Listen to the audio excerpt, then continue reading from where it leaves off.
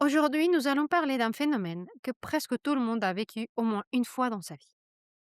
Cette personne que vous n'arrivez pas à oublier, cette personne qui occupe vos pensées du matin au soir, celle dont vous attendez des messages, celle qui peut illuminer votre journée ou la gâcher simplement en gardant le silence. Peut-être que vous ne la connaissez pas depuis très longtemps, peut-être que vous essayez de tourner la page depuis un mois, peut-être que c'est un ancien partenaire ou peut-être quelqu'un avec qui vous n'avez jamais vraiment eu une relation. Et pourtant, vous pensez constamment à cette personne. Alors, une question se pose. Est-ce que c'est vraiment de l'amour ou c'est peut-être autre chose? Aujourd'hui, nous allons parler de ce concept psychologique encore peu connu du grand public, la limérance.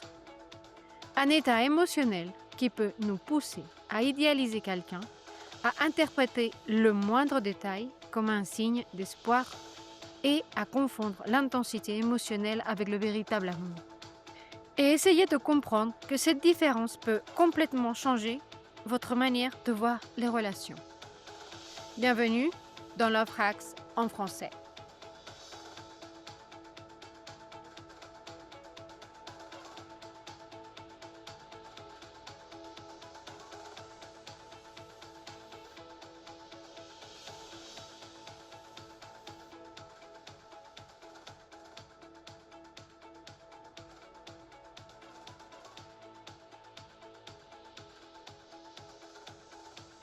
Salut, salut, bonsoir à tous. Ici c'est Maïkaïla et aujourd'hui nous allons parler de cette idée que nous avons de l'amour où on a l'impression d'être follement amoureux de quelqu'un, mais c'est peut-être pas de l'amour ce que nous ressentons, mais c'est peut-être simplement l'idée de l'amour.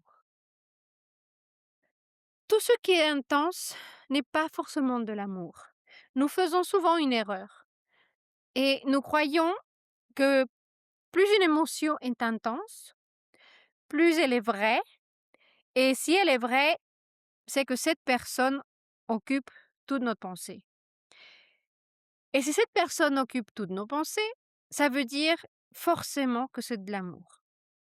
Si nous souffrons énormément, c'est parce que c'est de l'amour. C'est forcément de l'amour.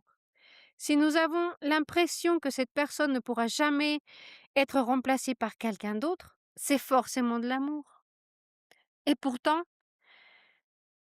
l'intensité n'est pas une preuve d'amour, malheureusement. Ça nous donne plutôt de l'anxiété et une anxiété très, très, très intense. Elle nous fait aussi peur et on sent une peur très intense. Parfois, ça nous emmène même à l'obsession. Et des fois, on a même ce manque qui se fait de plus en plus intense. Et toutes ces émotions peuvent être extrêmement puissantes. Et elles nous font vraiment penser que c'est de l'amour. Sinon, pourquoi on ressentirait toutes ces choses-là d'une manière aussi intense? Mais malheureusement, elles ne signifient pas que la relation soit saine. La limerence ne consiste pas du tout, à trouver quelqu'un, heu, attirant. C'est bien plus profond que ça. Elle correspond à un moment où cette personne devient le centre de notre vie, de l'univers, de notre univers mental. On commence à analyser chaque détail de cette personne, de tout ce qu'elle fait. Si elle est en retard, de chaque silence qu'elle peut avoir avec nous, de chaque message que cette personne nous envoie. Si cette personne nous a répondu vite ou pas. Qu'est-ce que cela signifie si cette personne nous a répondu tout de suite ou si elle nous a fait attendre quelques heures? On cherche constamment à comprendre ce qui se passe et à essayer de comprendre, heu, ce que l'autre pense et on se rend pas compte, mais peu à peu, on devient davantage amoureux de la possibilité de ce que pourrait être une réalité, une fantaisie. mais pas vraiment de la personne. En réalité, nous sommes en train de tomber amoureux d'une histoire. Notre cerveau déteste avoir des informations qui ne sont pas complètes. Les informations incomplètes, ça nous rend fous. Elle n'aime pas ça, notre cerveau, il n'aime pas ça du tout. Alors, ce qu'il fait, c'est que, comme il n'y a pas de réponse, il y a un manque de réponse, il les invente, il les crée. Et si vous rencontrez quelqu'un et que tout se passe bien, le courant passe bien, vous vous sentez bien avec cette personne vous fait rire, etc., notre cerveau commence immédiatement à mettre en marche notre imagination et prendre le relais. Et on commence à s'imaginer déjà comment seraient les vacances ensemble, comment serait avoir une relation sérieuse avec cette personne, qu'est-ce que comment ça serait avoir une vie commune avec cette personne ou même un avenir. Et en réalité, la réalité, celle qui est devant nous, on n'a pas du tout idée de qui est vraiment cette personne. On ne sait pas comment cette personne est en réalité parce que nous la connaissons pas. On a peut-être passé 3 minutes avec cette personne et on a déjà toutes ces idées, de fantaisie dans notre tête. Et dans notre tête, on est déjà en train de faire, toute une histoire et on sait même pas si cette personne sait se comporter au moment, hem, d'avoir des conflits. On ne sait pas si cette personne va être là au moment d'avoir des grands conflits et si elle sait gérer ces conflits. On ne sait pas non plus si cette personne est honnête ou pas, si elle sait communiquer ou pas. On ne sait pas si cette personne est honnête. On ne sait pas si cette personne a réellement des valeurs qui sont, alignées aux n à nos valeurs et on ignore comment cette personne agit lorsque les choses deviennent difficiles. Parce qu'avoir quelqu'un qui réagit, qui soit super sympa tout le temps et avoir des bons moments quand les choses vont bien, c'est facile. Mais lorsqu'on est avec quelqu'un et les choses commencent à se compliquer, c'est là où on va voir vraiment qui est la personne. Et ce qu'on fait en fait, c'est que notre esprit remplit tous ces petits espaces vides de ces réponses que nous n'avons pas encore avec des histoires, avec des fantaisies et avec de l'espoir. Et c'est précisément là que la limerence commence. Autre chose que je veux bien, hem, que je vais essayer d'être bien claire, hein, c'est que il faut arrêter de croire qu'on tombe amoureux de la personne du jour au lendemain. On tombe amoureux d'une personne avec le temps.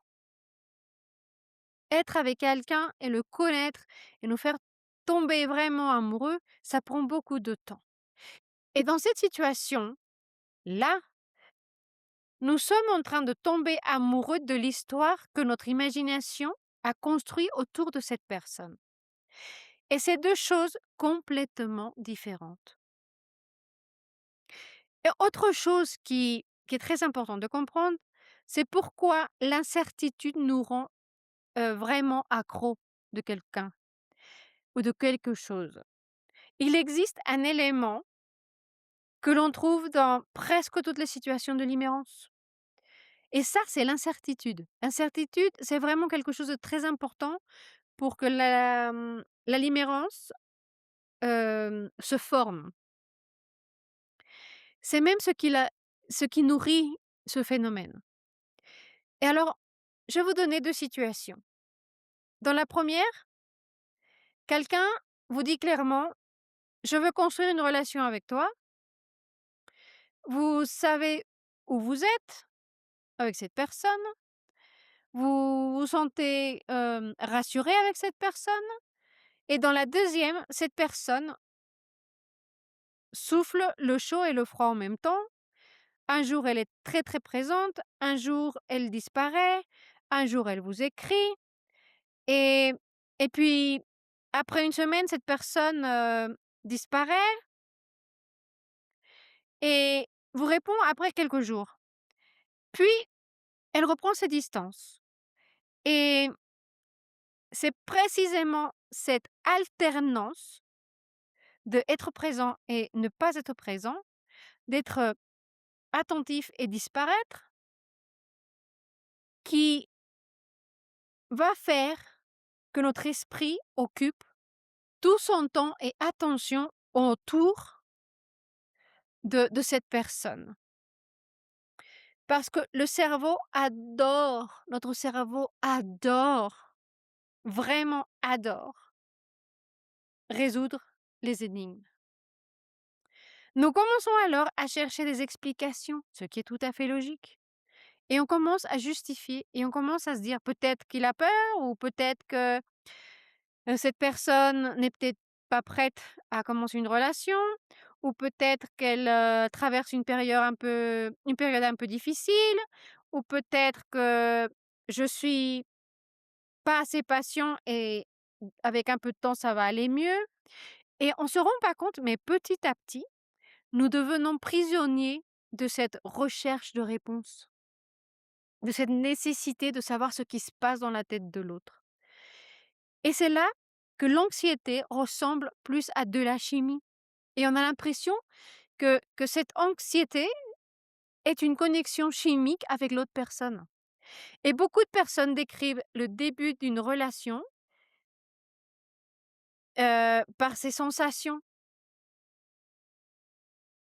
et par exemple, celle qui est la plus connue, c'est, les papillons dans le ventre ou peut-être aussi, le cœur qui s'accélère quand on voit cette personne et l'envie permanente de regarder notre téléphone pour savoir si on a un petit message ou si cette personne nous a appelés et cetera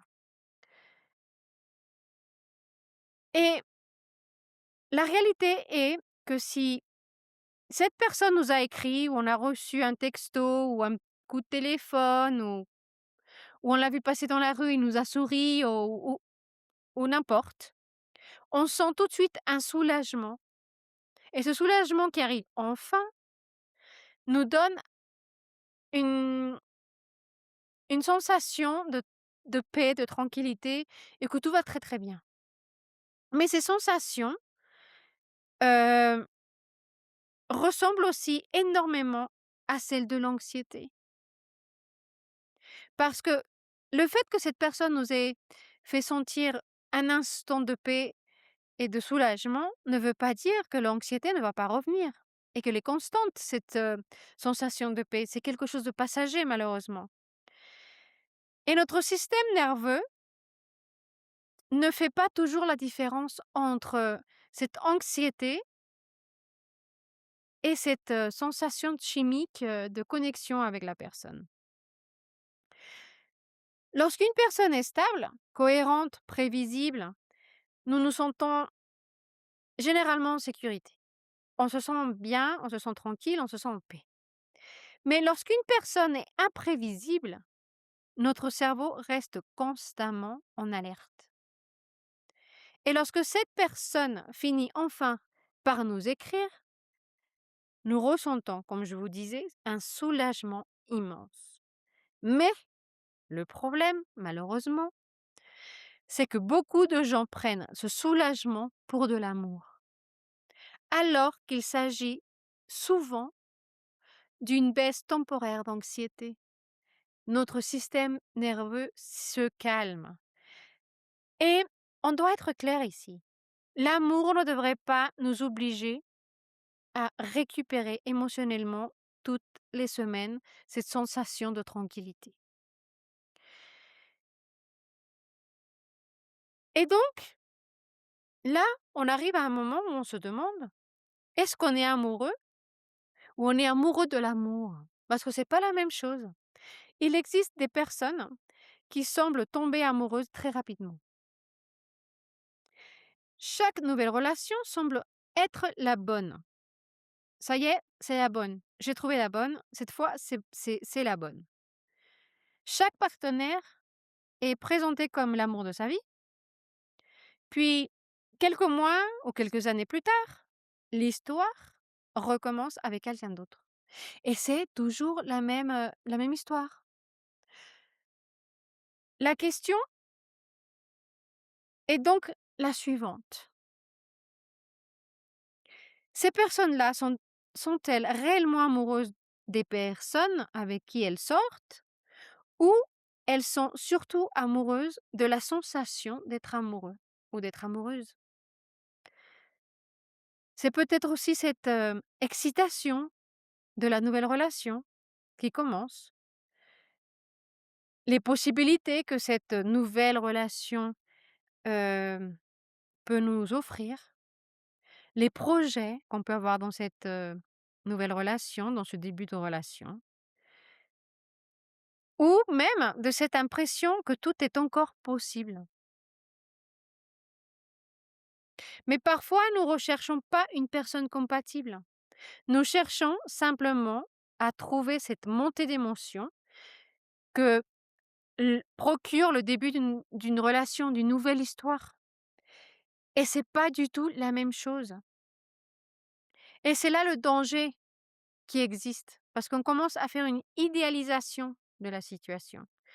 Et l'un des signes les plus évidents de la limérance est la idéalisation. On amplifie les qualités et on minimise les défauts de cette personne. Vos proches peuvent voir les problèmes qu'il y a autour, hein, de cette situation, mais nous, on ne les voit pas. Ils nous disent: «Attention, cette personne n'est pas cohérente, cette personne est louche, elle va te faire souffrir». Ils nous disent: «Elle ne fait aucun effort pour toi». Et qu'est-ce qu'on fait, nous? Eh ben, tout simplement, on trouve une excuse. Et pourquoi on trouve toujours une excuse? Eh ben, c'est très simple. Parce que reconnaître la réalité ferait disparaître cette possibilité d'avoir une relation avec cette personne. Et tant que cette possibilité existe, la limérance continue à vivre, continue à s'alimenter.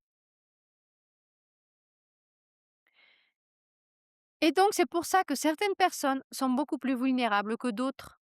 La limérance peut toucher n'importe qui, à n'importe quel moment. Mais certaines personnes, ils sont plus sensibles que d'autres. En particulier, ces personnes-là qui souffrent d'un attachement anxieux. Et qu'est-ce que c'est un attachement anxieux? Les personnes qui ont un attachement anxieux, ce sont ces personnes qui ont grandi avec l'impression qu'il fallait mériter l'amour. Quand on nous a appris de très, très tôt ou de très bas âge que l'affection c'était imprévisible, on finit parfois par associer l'amour à l'incertitude. Une personne qui a appris de très, très bas âge que pour avoir l'intention de ses parents, il devait ou elle devait faire des efforts inhumains pour avoir leur attention, va plus facilement tomber dans cette situation.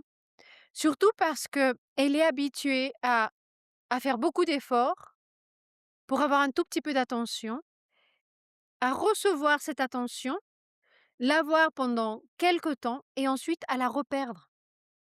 Et paradoxalement, une relation calme peut sembler étrange pour ces genres de personnes. C'est peut-être une relation trop simple ou trop stable ou même ennuyeuse. Et c'est pour ça qu'une personne distante ou difficile à comprendre peut devenir extrêmement attirante. Non parce que c'est la meilleure option que nous avons, donc c'est la bonne personne pour nous, mais parce que cette personne active quelque chose de familier en nous. Notre système nerveux ne cherche pas toujours quelque chose de sain, mais il cherche plutôt quelque chose que notre système connaît déjà. Et cette prise de conscience peut être extrêmement libératrice pour nous parce qu'elle va nous permettre enfin de comprendre que ce n'est pas toujours l'autre qui est exceptionnel, mais parfois, c'est tout simplement une ancienne blessure qui s'exprime, qui s'ouvre, qui nous qui nous fait ressentir toutes ces choses-là et qui sont aussi familières, mais pas toujours, familier veut dire, heu, quelque chose de correct pour nous et ça va aussi nous aider à nous rendre compte que ce n'est pas toujours la personne qu'on poursuit.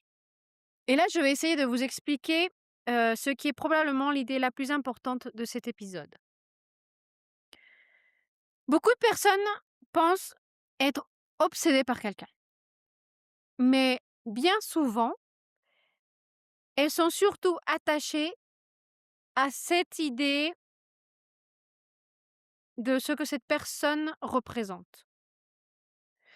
Par exemple, le fait d'être choisi, le sentiment d'être, enfin suffisant pour quelqu'un, la validation que nous sommes en train de chercher depuis si longtemps, la «sécurité» entre guillemets, l'impression que cette fois, quelqu'un va rester avec nous et cette personne devient alors bien plus qu'un partenaire, potentiel. Elle devient aussi la solution à un vide intérieur que nous sommes en train de vivre constamment et c'est précisément ce qui rend la séparation aussi douloureuse. Parce que nous nous ne perdons pas seulement quelqu'un, en fait. Nous perdons tout le sens que nous avions donné à cette personne, à cette, relation et parfois on se sent perdu et avec un tout petit peu de recul, on se rend compte que finalement, heu, ce que nous ressentions avait vraiment très peu à voir avec cette personne et c'est pour ça que la limerence n'a pas besoin de quelqu'un avec qui on est compatible. L'une des plus grandes différences entre l'amour et la limerence, c'est la suivante. L'amour grandit à mesure que l'on découvre réellement quelqu'un. Plus on connaît cette personne, plus on va avoir d'informations pour savoir si cette personne est compatible avec nous ou pas. Et donc, si on voit qu'on grandit ensemble, qu'on est compatible, normalement, si tout se passe bien, l'amour grandit en même temps. Mais avec la limerence, on peut grandir alors même que l'on connaît très peu de cette personne. On peut devenir obsédé par quelqu'un qui ne partage même pas les mêmes valeurs que nous avons. Ça peut être avec quelqu'un qui n'a même pas envie de construire la même chose que nous ou quelqu'un qui ne sait même pas communiquer, quelqu'un qui disparaît régulièrement, quelqu'un qui nous fait souffrir plus de ce qu'il nous apaise. Ça peut être même quelqu'un qu'on a vu dans un café, quelqu'un qu'on connaît même pas. Et pourquoi? Parce que la limérance ne repose pas sur la compatibilité. Elle n'a pas besoin de compatibilité pour exister. Elle repose sur la possibilité, sur l'espoir, l'imagination. Et c'est pour cette raison que certaines personnes restent des années dans des relations qui ne les rendent pas heureuses. Non parce qu'elles sont compatibles, mais parce qu'elles continuent désespérément à espérer qu'à un moment donné, cette situation va changer. Alors vous allez me dire, hein, comment savoir si c'est de la limérance? Et là, la seule chose que je peux vous dire, c'est posez-vous des questions. Posez-vous la question de si vous pensez constamment à cette personne. Analysez-vous chaque, message que vous recevez, chaque texto, chaque conversation que vous avez. Cherchez-vous un sens caché dans chacun de ces silences? Est-ce que votre humeur dépend de cette, personne, de son attention? Est-ce que vous avez construit un futur entier dans votre tête, dans votre imagination, avant même de vraiment avoir connu cette personne? Est-ce que vous ignorez les comportements qui vous semblent inacceptables chez quelqu'un d'autre? Est-ce que vos proches voient-ils des signaux d'alerte que vous refusiez de voir et de reconnaître? Et si vous vous rendez compte que les questions que je viens de vous poser vous parlent ou vous vous identifiez dans ces situations-là, il est peut-être temps de vous demander si ce que vous êtes en train de ressentir est vraiment de l'amour ou si c'est, de la limérance. Parce que si c'est de la limérance, vous êtes simplement prisonnier de cette situation. Vous cherchez des conversations vraies sur l'amour, les relations et tout ce qu'on n'ose pas dire.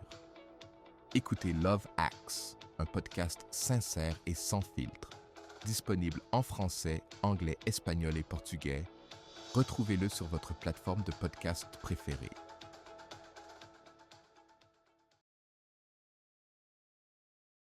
Et pour laisser les choses un peu plus claires, nous allons parler aussi à quoi ressemble un amour sain. Un amour où on n'a pas autant d'anxiété, un vrai, un amour comme celui qu'on a tous envie d'avoir. Un amour sain est souvent beaucoup plus calme de ce que l'on imagine. Il est stable, il est prévisible, il est même cohérent, mais cela ne signifie pas qu'il y a un manque de passion. Parce que on confond souvent le calme avec la passion, hem, comme quelque chose complètement d'opposé, que si on est calme, on ne peut pas ressentir de la passion et c'est faux. Cela signifie simplement que vous n'avez pas besoin de vivre dans une incertitude constante pour vous sentir aimé. Vous n'avez pas besoin d'interpréter chaque détail. Vous n'avez pas besoin de convaincre quelqu'un de vous choisir. Vous n'avez pas besoin de supplier quelqu'un pour obtenir de l'attention. Vous n'avez pas besoin de prendre les textos et les analyser avec une loupe. Vous n'avez pas besoin d'attendre les appels constants ou les messages ou les textos et vérifier votre téléphone constamment. Vous avez qui vous êtes, où vous êtes, avec qui vous êtes. Vous vous sentez surtout en sécurité et c'est cette sécurité qui permet cet amour de grandir. Beaucoup de personnes pensent que la paix est ennuyeuse, mais en réalité, la paix est souvent le signe d'une relation émotionnellement saine. On peut être nous-mêmes, on peut être relaxé, on n'a pas besoin de sentir cette anxiété tout le temps, ce qui fait donc qu'on peut se reposer dans cette relation. Et c'est pour ça que c'est une relation saine, parce qu'on est au calme. Le calme, ça ne veut pas dire qu'il n'y a pas des petites histoires de temps en temps, où il y a des embrouilles. Non, ça veut justement dire que s'il y a des problèmes, on peut les résoudre, qu'on peut en parler, qu'on peut compter sur notre partenaire et on peut toujours trouver une solution au problème et que notre relation ne va pas se terminer du jour au lendemain sans raison. C'est ça, être en paix dans une relation. Une relation calme, c'est aussi une relation où on n'est pas toujours en train de regarder ce qu'on fait parce qu'on n'a pas envie que notre partenaire s'énerve ou avoir un problème. On peut respirer, on peut être nous-mêmes sans avoir peur de qui on est, sans avoir peur des discussions, sans avoir peur de de dire quelque chose qui peut blesser l'autre. Parce qu'on sait qu'on est en sécurité. Alors, c'est ça, une relation calme et c'est pour ça que nous voulions faire cette petite parenthèse pour laisser bien, clair comment est une relation saine, calme et tranquille. Mais alors vous allez me demander aussi: «Comment je peux sortir de la limérance?» Eh ben, il y a plusieurs étapes et la première étape consiste à accepter une réalité qui est difficile à accepter. Vous n'êtes peut-être pas amoureux de cette personne. Il faut bien, vous convaincre de ça et être conscient de ça. Vous n'êtes peut-être pas amoureux de cette personne. Vous êtes peut-être amoureux de ce que cette personne représente et ensuite Une fois que vous avez compris que c'est l'idée que vous aimez de ce que cette personne représente, il faut commencer à regarder les faits qu'on a devant nous, pas les promesses, pas le potentiel de la relation, pas pas ce que cette personne pourrait devenir, mais ce qu'elle est aujourd'hui et ce qu'elle a fait aujourd'hui. Et se poser des questions comme, «Est-ce que cette personne est cohérente? Est-ce que cette personne me respecte? Est-ce que cette personne a vraiment des attentions de me choisir? Est-ce que cette personne a envie de construire quelque chose avec moi? Ou vous vous rendez c que vous tenez plutôt à une histoire que vous avez créée dans votre imagination?» Il est également très important d'arrêter de alimenter le cycle. Si vous n'arrêtez pas de chercher constamment ces réseaux sociaux, de voir son Instagram, son Facebook, de relire vos messages, d'analyser chaque publication de cette personne, vous ne serez pas capable de sortir de ce cycle de l'imérence, parce que c'est ça qui nourrit la limérance. Donc vous devez être capable d'arrêter de l'alimenter. Et pour ça, il faut parfois accepter que certaines histoires ne sont pas du tout faites pour durer. Non parce que vous ne méritez pas ces histoires, pas parce que vous n'y étiez pas assez pour cette personne, mais parce que toutes les connexions ne sont pas réelles et parce que non toutes les connexions sont des relations. Certaines connexions sont juste des leçons que nous devons apprendre. Alors si nous sommes capables d'arrêter ce cercle vicieux, d'arrêter d'alimenter la limérance, on sera capable de sortir de cette situation. Des fois, la limérance part toute seule ou très facilement lorsque quelqu'un nous donne une réponse claire. Lorsque cette personne nous dit qu'elle ne veut pas de nous, que c'est pas ce qu'elle ressent pour nous, qu'elle veut juste une amitié. Et là, la réponse est tellement claire que souvent, et la plupart du temps, la limérance s'arrête.